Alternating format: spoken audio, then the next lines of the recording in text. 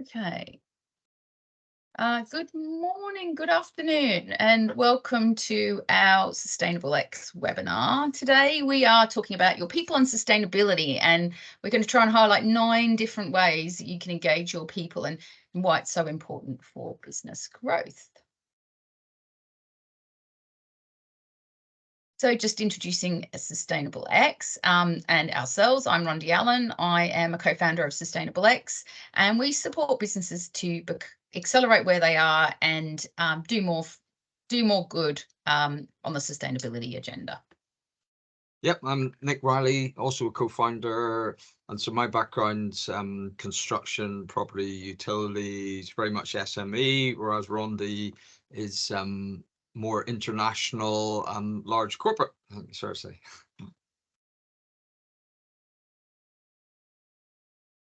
So a bit about us. We co-founded Sustainable X 3 or 4 years ago, and really with a focus on making sustainability better for your business and supporting you to do well from doing good. So we really focus on the business angle of sustainability. Yeah, and we stole that from Harvard Business School, but we really like it. So we want to talk about what the importance of having sustainability embedded into your work culture and why it's really good for your business. Millennials are a big part of your workforce and your culture, and they were born between 1981 and 1996. So most people don't know that. It's quite a fun fact. We think of millennials as young, hip, and groovy. In actual fact, they're moving into the next sort of generation. Of this population, 88% have said that their job's more fulfilling when employers provide opportunities for them to make a really positive impact. 87% believe the company should address the social and environmental issues that we're facing. And as consumers, 71% will think about sustainable practices and sustainable products when they making purchases. So millennials are your directors, they're your employees, suppliers, customers, and investors. So when we talk about people today, we will be more or less focusing on your employees, but the same applies for all the people that you touch in your business and your stakeholders.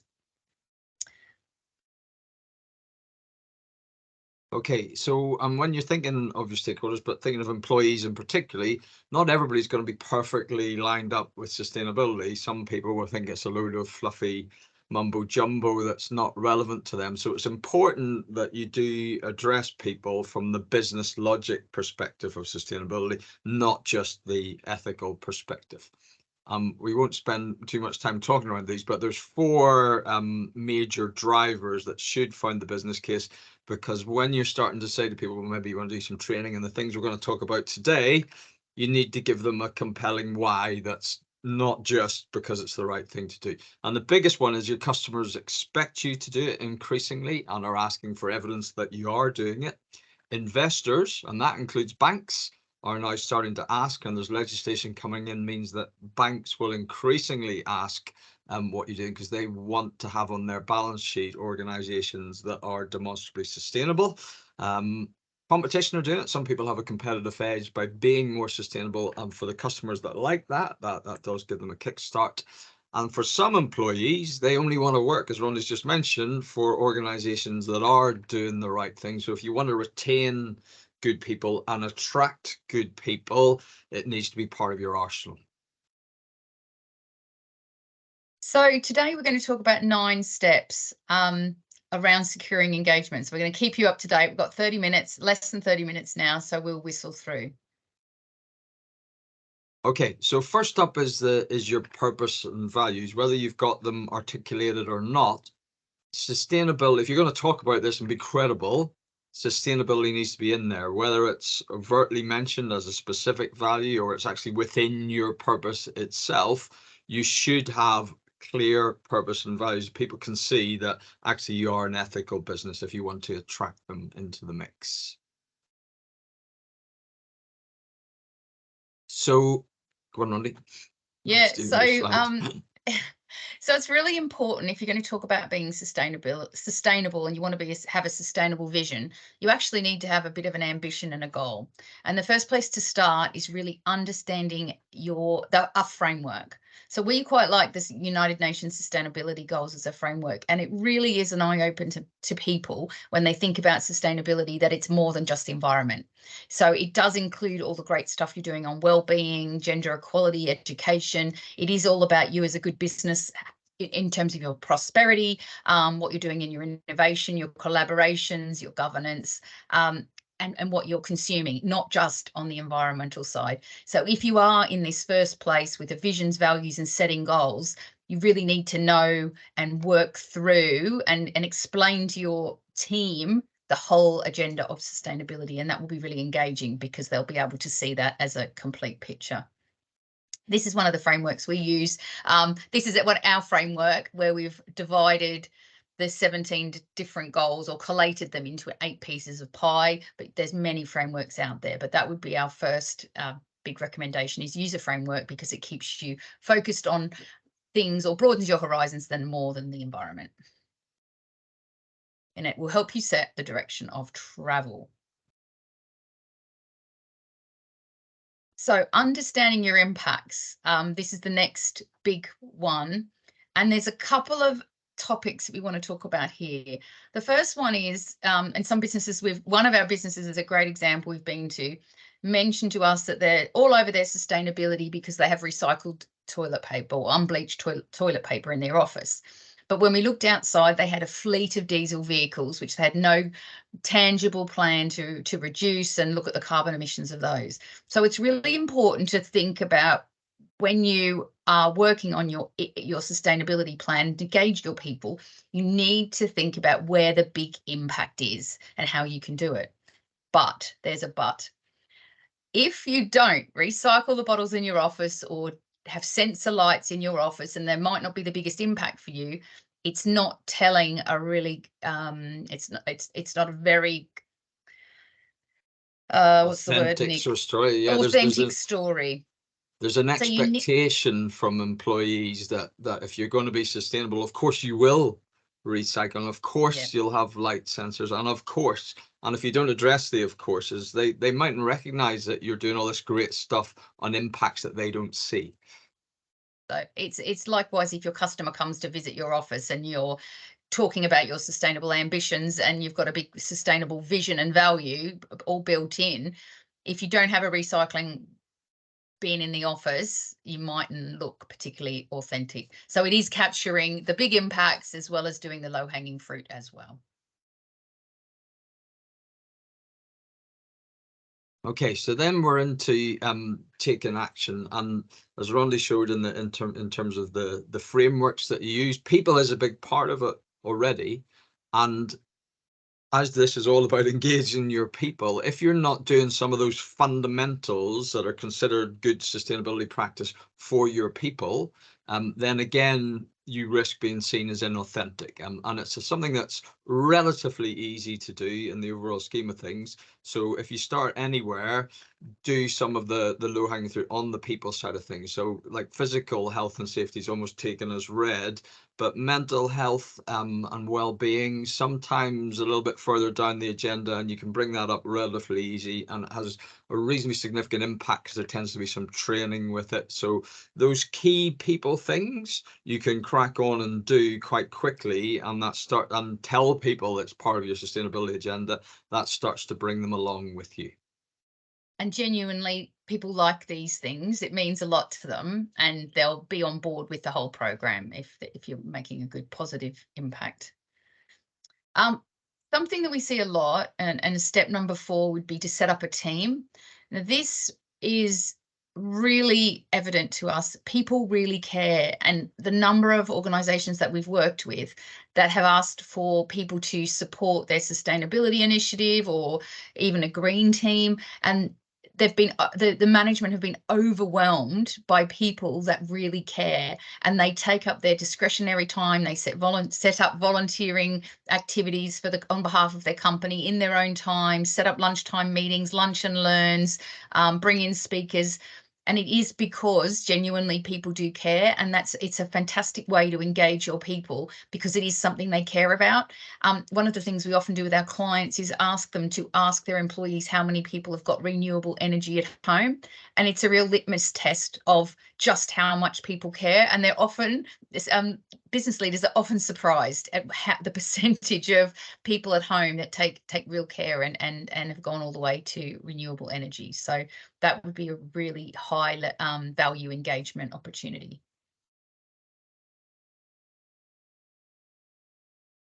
Okay, so you've got a team in place that's going to give you the kind of discretionary effort to get the ball rolling and engage across department, because sustainability, it covers so many areas, it's hard to put in one isolated area. So it's great to have the team that has a finger in lots of the different pies, but they don't necessarily know where to start or what to do. So there is some training required. And the good news is, this is not selling our services, the good news is there's lots of information out there. There's lots of online things. There's lots of online data. There's webinars, seminars. There's all sorts of things people can go to and get up to speed on the overall, what is it for businesses. And once you get in there, then certain people will develop an interest, and there is an opportunity to let them do some qualifications. So you might do it through the Institute of Environmental Management Assessment. There's various different options out there where people can get very up to speed, and all of a sudden you've got some people who really do know what they're talking about and can be the driving forces for you. And you can do bespoke training that's sort of cultured or fit to your organization there. There's many studies being done by larger corporates, to be fair, where they look at what's had the biggest impact on improving their sustainability performance, people, planet, and profit. And pretty much universally, they all said training our people. So this is a big deal. So you've got them in place. You don't want to leave them rudderless. Get some training done.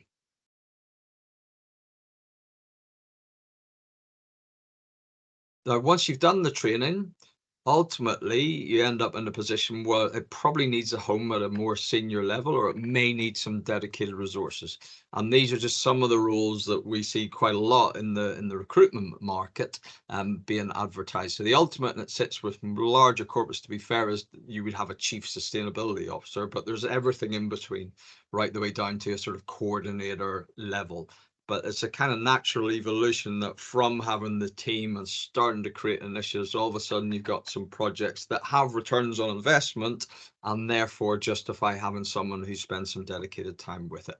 But we wouldn't recommend anyone does this before there's something identified that will pay its own way and give you a return on having that person in place. There was a study out by LinkedIn in the last couple of months that said only 1 in 8 employees have any green skills. So if you're in a position to be able to train your own employees, not only could that serve you really well as a business, but it also supports their career development and gives them another benefit in their or something for their CV. So it's really not engaging. That you want them to leave, obviously. No. So in terms of embedding sustainability in the business and engaging your people to do that, there's a couple of different ways. Most importantly, you've got to get people talking. So when we talk about people, we're going to talk 2 ways, internally and externally. So in terms of getting people on board with sustainability, one of the things that we've bumped into in the travels is that some companies have a sustainability code of conduct. Now, it sounds onerous and very high level, but it is possibly a really good snapshot of a way to ensure that your people know how to build sustainability into everything they do. Good examples would include things like if they're in procurement or on purchasing or something to do with material sourcing, there could be something in there to say every time I'm talking to a supplier, I ask them about their sustainability and their efforts and their initiatives. It could be if you're in R&D or development, how are you, when I develop a product, I'm looking at all the sustainable, renewable, circular economy options, or if you're in IT, do you understand the carbon impact of all the tools, the equipment, the servers, the platforms, everything you're doing in terms of digitalization? So there's a really strong opportunity to sort of embed it and make it everyone's job, but spoon feed them on how they could embed sustainability in what they're doing. Another really powerful one is like for sales teams, that they routinely ask customers what are they doing on sustainability and what's important to them, because that can then steer you as to what should be your biggest focus areas. Yeah, so that's the external part, is just asking those questions of suppliers, people in your supply chain, and most importantly, customers, because what you don't know is that what one doesn't know as a business is how far everybody is along on this journey, and the challenges we face are all the same.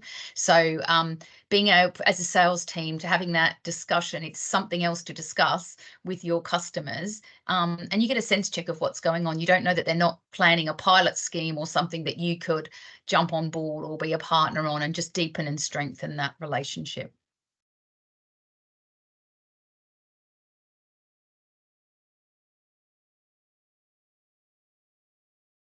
Okay, so once you've got it in there, it's getting the quick wins we touched on.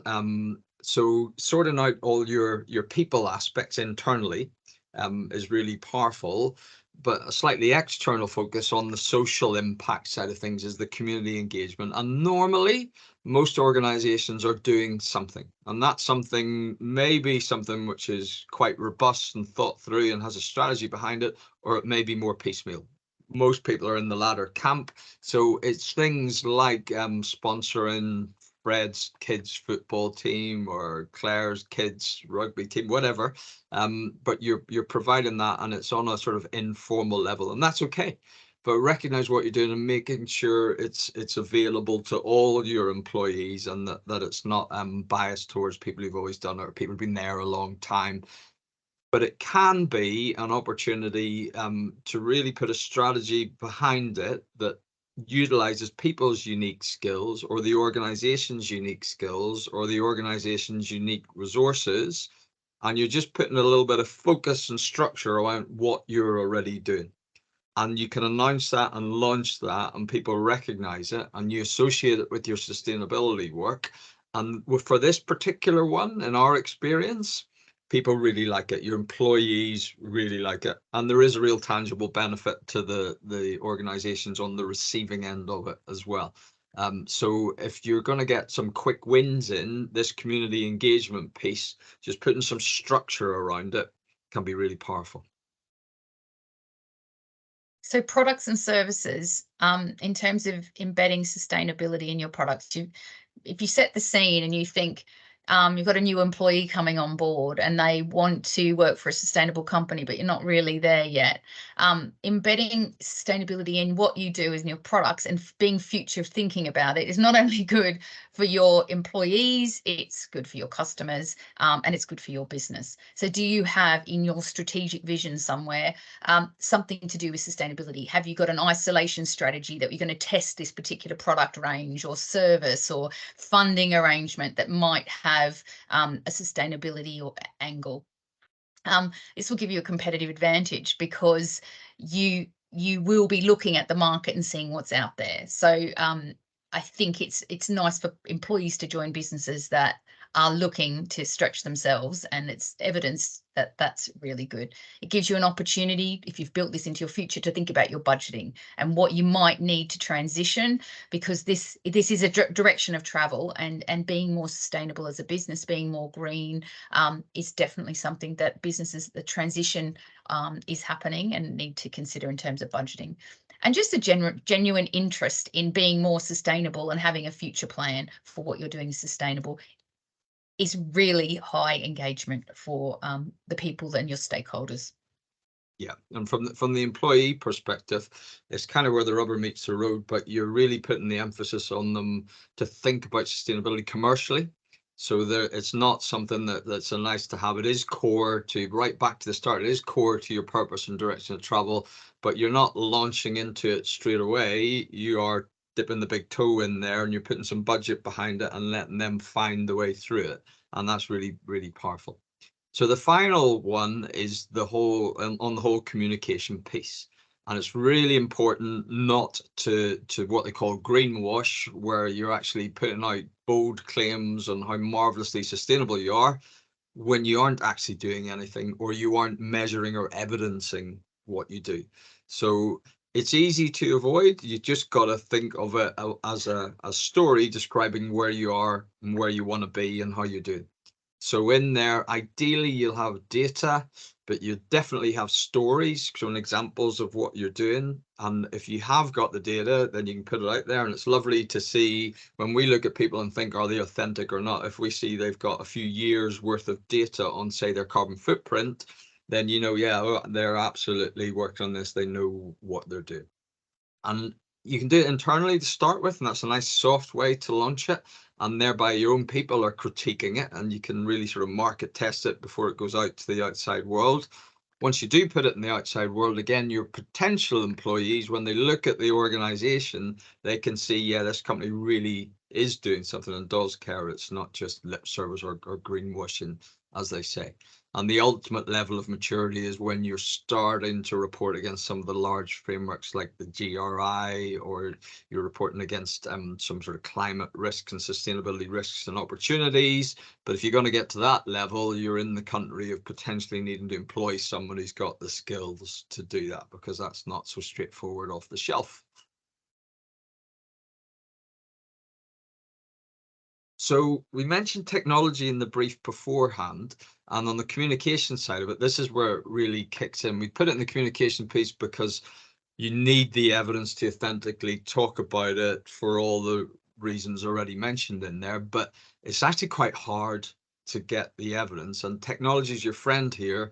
So if you can get your systems to automatically capture the data around the people impacts you have, around the social impacts you have, around the economic impacts you have, maybe it's training hours, maybe it's the amount of volunteer time, whatever those things are, if you can just build in so that when someone requests it or records it, it automatically surfaces the management information, life gets an awful lot easier when you come to your reporting piece. And once you've got some chunks of data there and you've got performance benchmarks, that really helps inform your strategy, because you can start to say, okay, here's where we are, there's where we want to be, how are we going to get there? And all the while you want to be reporting against it. And typically people don't enjoy a whole admin chase on a 6 monthly, annual, whatever the frequency is. So if your systems just spit this information out ideally monthly, you don't need to report on it monthly, but you know it's there, then life gets a lot easier.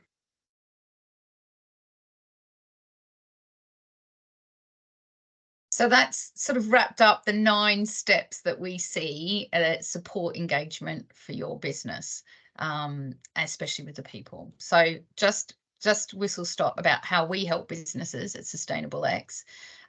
Sustainability is a journey. Everybody's on it somewhere. There's no doubt businesses, it is good business practice, and it's running a good business is sustainable.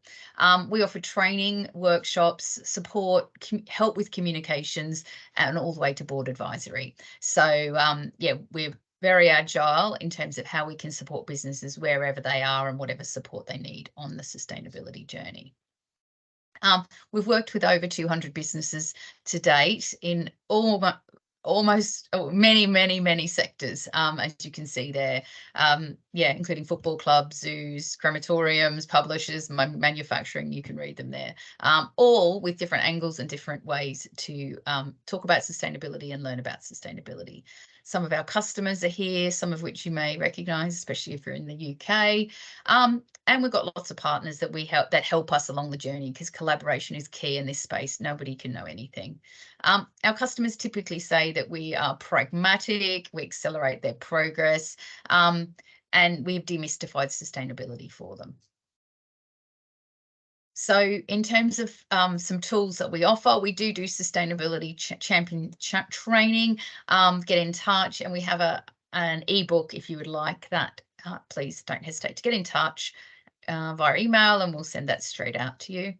And there's some of our social media pages, and thank you very much. And any questions, we're very happy to take them.